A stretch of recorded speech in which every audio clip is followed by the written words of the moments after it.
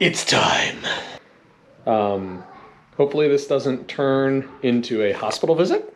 Very much has the possibility. Here we go.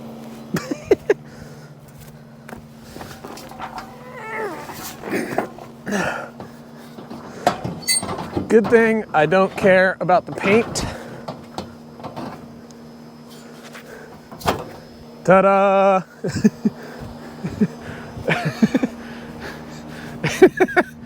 I mean, it's gonna be what it's gonna be. Why did I lift a truck? I'm a dumbass. All right. Oh, totally forgot about that stupid radio antenna, which again, good thing I don't care about the paint because, yeah, we'd be in a different state of mind right now if that was the case. Pit Viper, reach out to us. Be a fan of the brand. Chuck Mumford, I met you at the Powder Magazine ski review in 2016 in Aspen, Colorado. We had beers together. Give me a shout, bud. I know you love silly shit like this. Let's work together. Anyway, I digress. Got her on there. Good to go. As I've been kind of going through this process, I was debating, do I just assemble everything and then try to get it all up on the truck at once? Probably not a good idea. Or do I just get the rack up there, get her all tightened down, and then try to figure out how to get everything else bolted up there? I think that's a smart way to go about it. That way you're lifting less weight in one big go.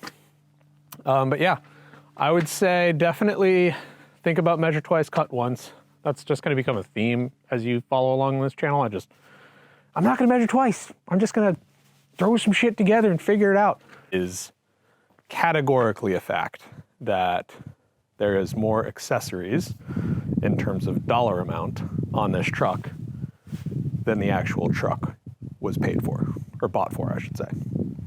Which is, if that ain't the definition of a project truck, I don't know what the hell is. Because you buy something cheap as shit and then you bolt a lot of cool stuff onto it and boom, you've got yourself a rig. That's pretty much also the definition of the overlanding community. Now the next step of the assembly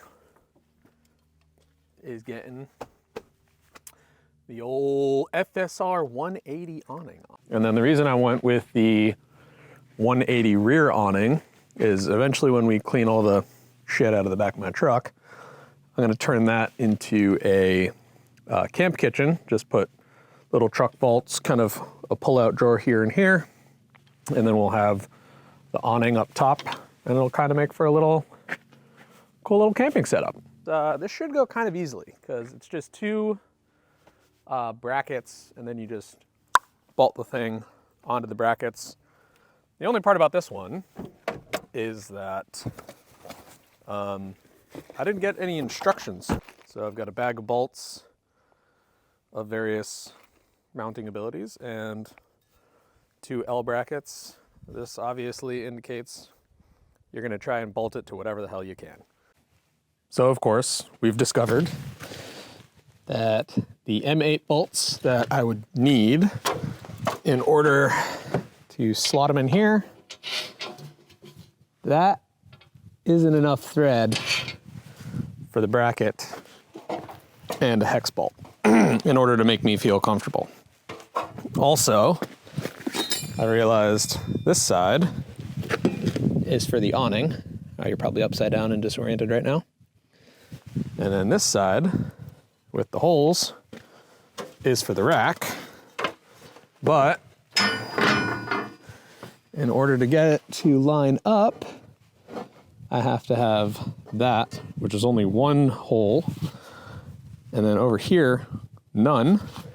And if I wanted to go two, then this is kind of like barely sitting on it. And then it's kind of a little far back than I want it, a little too far back. Or I could go two bolts there, but then we're up on the lip part here and not really getting any support back there. So I kind of want to go yay Maybe just do the one, but then it's only hanging on by one bolt per side. Well, two all day, but there'll just be one mounting point per side to the actual rack, which I don't love. Other option, take a drill to those guys and drill them out to be bigger to fit the actual hardware, and then we get weight support over here because all the weight's going to be going that way, right? So you get weight support here. The awning is actually off the back of the thing, and then we have at least 2 mounting points per side, or 4 all day, which makes me feel a little bit more comfortable. So I think we're going to do that. I think I have a solution for the awning situation, thanks to our good friends at Harbor Freight. Yep, that is the cheapest drill set money can buy. All right, so what we've come up with is we're simply just going to drill out some of these holes to match the spacing on the awning, or on the roof rack, and then we're gonna get the awning up there. So yeah, got my mounts, got them center punched. Just gonna drill them out. That way we can at least have 6 bolts holding down the awning instead of just 2 or 1 aside. It is what it is. These are how these things go. It's really quite all right. It's not the mounts, it's not FSR, it's what we gotta do. That is what it is, and it ain't what it ain't. I'll get back over there and we can have a conversation about Bauer drills. Yeah, these things are noticeably shit. Nothing, no shade being tossed at Harbor Freight. Harbor Freight, you are what you are. We appreciate you for existing.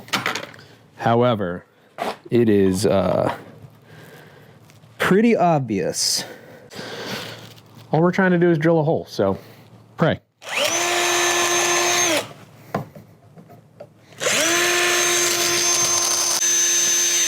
We might be here for a while. Come on, buddy. Oh my gosh. Well, can confirm that the steel that these things are made out of is pretty high quality. All right, Harbor Freight, I owe you an apology. Went and bought Bauer drills because all my DeWalt drills are stuck in my brother-in-law's house in Colorado. Bought the drills because I needed to drill those holes out and add a hole over here for, this is the awning mount. Pulled the drills out the box and it did not go well, total failure. I thought that they were just shit, and I was like, screw it, I'll charge the batteries and we'll just keep going through this process. Charged the battery up a little bit, literally for like a half hour, and was able to zip right through these guys. And this is, you know, for real steel, like no joke. So yeah, Harbor Freight, owe you an apology. It ain't what it ain't. And Harbor Freight, when I bought the drills, gave me a free bucket. Like, what more do you need? I'm now a proponent of Harbor Freight. Like, thinking the other day how absolutely cool and badass it is that this is now legitimately my career. Had a career in sales, did a bunch of startups, some that failed, some that didn't. Yeah, have basically just been kind of figuring out a career as we go. Here we are. There she is, boys and girls. Boop. Mounts mounted. I just put the ladder on my foot. Oh, that sucks.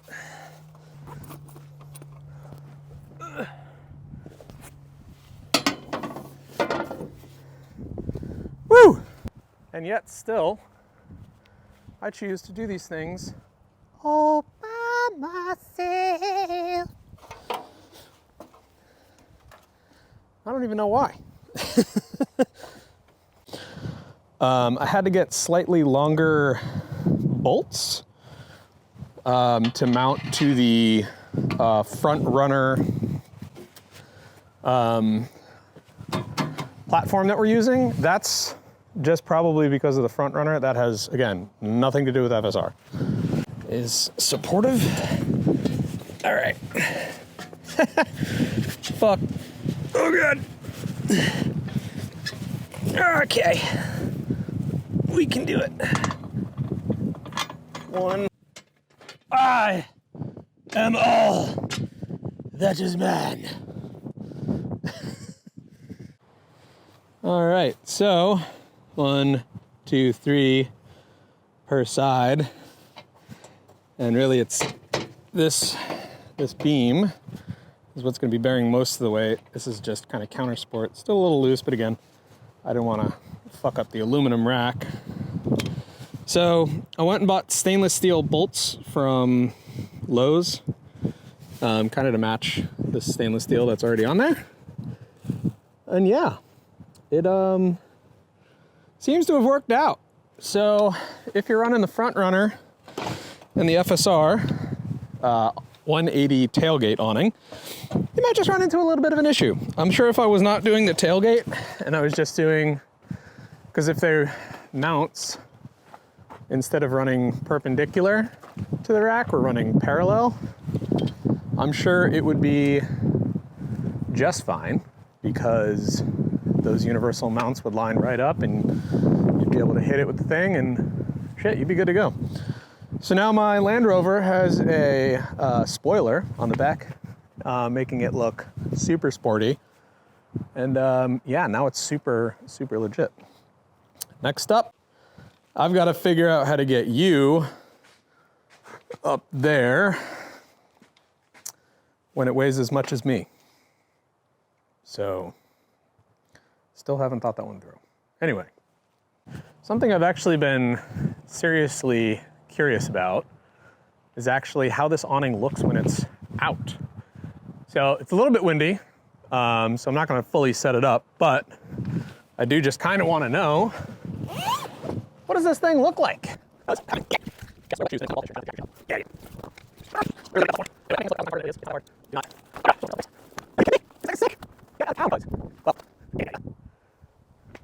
FSR. Hell yeah, boys. I just got to find a set of trees. Ooh, found them. These two trees right here. All I got to do is make it a little bit higher than the truck. And then I can just actually use the truck's winch to winch it on up there. Just pull the truck in with the tent and then reverse it down. We'll be good to go. My wife's gonna fucking kill me, but I might kill myself first, so, you know, joke's on her.